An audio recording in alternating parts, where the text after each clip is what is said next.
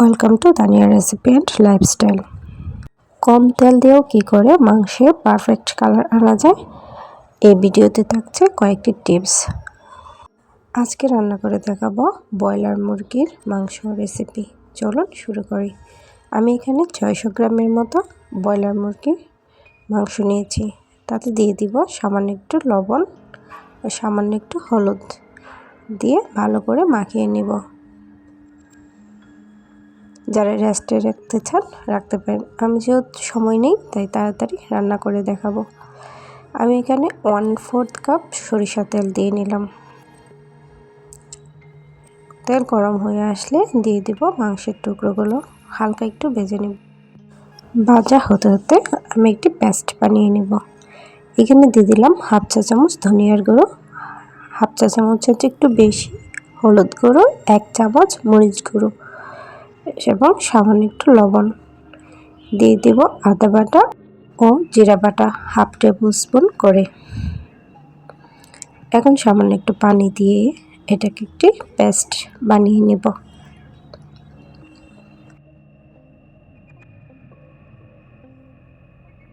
মাংসের টুকরোগুলো 1 পিঠ ভাজা হয়ে গিয়েছে। এখন একটু উল্টিয়ে দিব। মাংসগুলো আমি বেশি করে ভাজবো না, হালকা একটু ভাজা হয়ে গেলে মাংসগুলো উঠিয়ে নিব। সেই তেলে দিয়ে দিব 1টি তেজপাতা, 1টি দারুচিনি এবং 2টি এলাচ।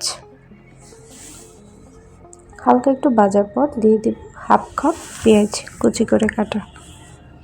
যারা এখন আমাদের চ্যানেলটি সাবস্ক্রাইব করেনি সাবস্ক্রাইব করে নিন। পেঁয়াজটা ভাজা হলে তাতে দিয়ে দিব 1 টেবিল চামচ পেঁয়াজ বাটা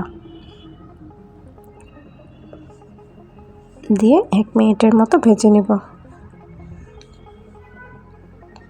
1 মিনিট ভাজা হয়ে গেলে তাতে দিয়ে দেব আস্ত রসুন।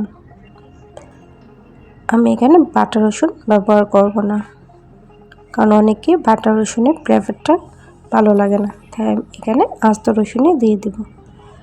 এখন দিয়ে দিব আগে থেকে করে রাখা মশলার পেস্ট দিয়ে হালকা একটু নেড়ে দিব। এখন দিয়ে দিব মশলাটা ভালো করে কষানোর জন্য সামান্য পরিমাণ পানি। মশলাটা যত বেশি কষানো হবে মাংসের স্বাদ তত বেশি বাড়বে। এখন দিয়ে দেব একটি ঢাকনা 5 মিনিটের জন্য। 5 মিনিট পর মশলাটা ভালো করে কষানো হয়ে গেলে তাতে দিয়ে দিব ভাজা মাংসগুলো দিয়ে মশলার সাথে ভালো করে নাড়িয়ে দিব।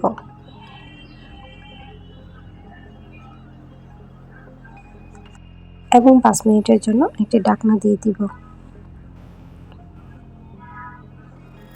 5 মিনিট পর ঢাকনা খুলে ভালো করে মাংসগুলো নাড়িয়ে দিব।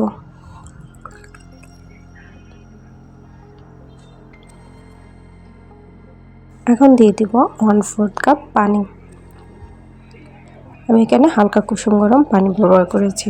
মাংসতে সবসময় কুসুম গরম পানি ব্যবহার করার চেষ্টা করবেন। মাংসটা যেহেতু আগে থেকে ভেজে নিয়েছি তাই পানির পরিমাণটা কমই দিয়েছি। এখন 10-15 মিনিটের জন্য ঢাকনাটা রেখে দেব।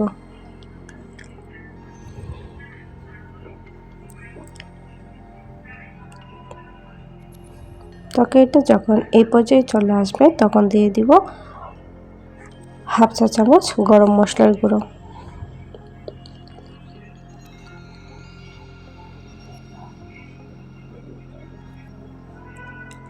এখন চুলা বন্ধ করে ঢাকনা দিয়ে দিব 10 মিনিটের জন্য। 10 মিনিট পর সার্ভ করে দেখাচ্ছি তরকারিটা কতটা পারফেক্ট হয়েছে। তেল কম দিয়েও তরকারিতে পারফেক্ট কালার আনা যায়। ভিডিওটি কেমন লাগছে কমেন্ট করে অবশ্যই জানাবেন। ধন্যবাদ।